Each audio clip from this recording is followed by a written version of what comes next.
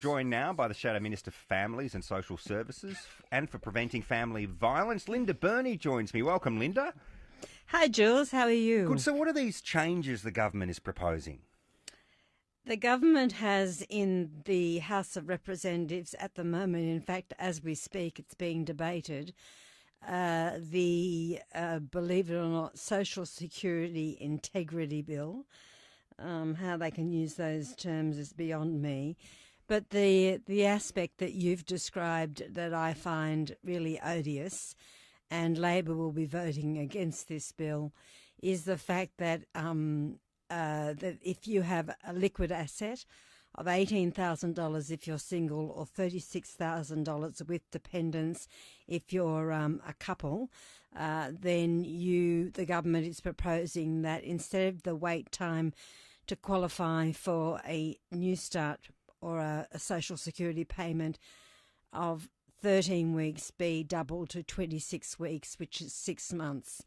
Now, the reason that's odious is very often these are men who are in their late 40s, 50s that have been made redundant and may have a redundancy payment in the bank account.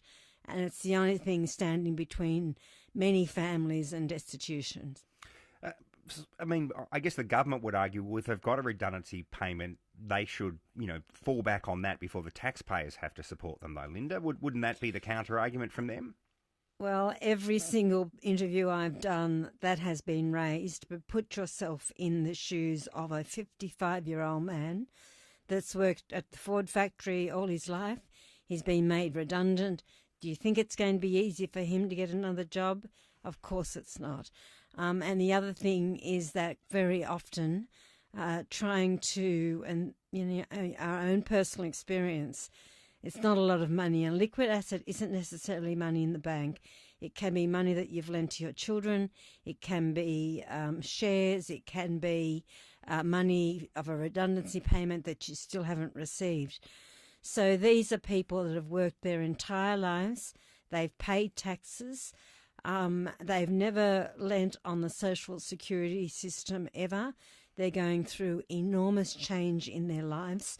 And the profile of people on social security is a half are over the age of 45 and a quarter, Jules, are over the age of 55. And they're salient points. The Liberal, I'm reading your opposition, Linda, and she's saying, well, they're just targeting social welfare to those who need it the most. And I guess people who have $18,000 or more in liquid assets, even if they do have a redundancy payment, aren't people who need it the most. The minister might say that. I'd be interested to hear what her National Party colleagues have to say. It's National Party seats in regions where there are very high numbers of people where this could have a terrible effect. Now, if you're 50, you've been made redundant, you're desperately trying to get another job, the average time for people in that position to get another job, and they want to get another job, is about 2 to 3 years.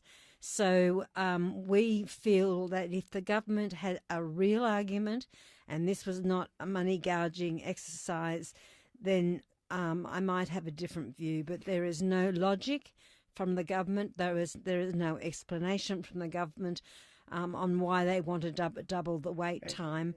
And in the absence of that, I can only see it as a way of making money off the backs of Australians that have worked their whole lives. Linda, do you think that the Crossbench will support this proposal? Well, as I said, very exciting. The vote on this in the House of Representatives will happen in about 20 minutes' time.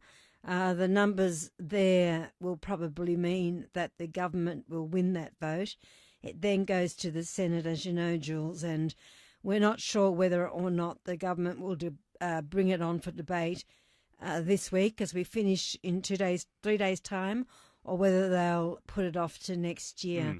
And I am not predicting what the Crossbench is going to do I think it'll be a mixed response from the crossbench. Finally, Linda, I know you're about to go, but there's also other changes in this bill, like requirements for migrants if they're Yes. applying for the age pension and disability support pension, they have to live in Australia for longer.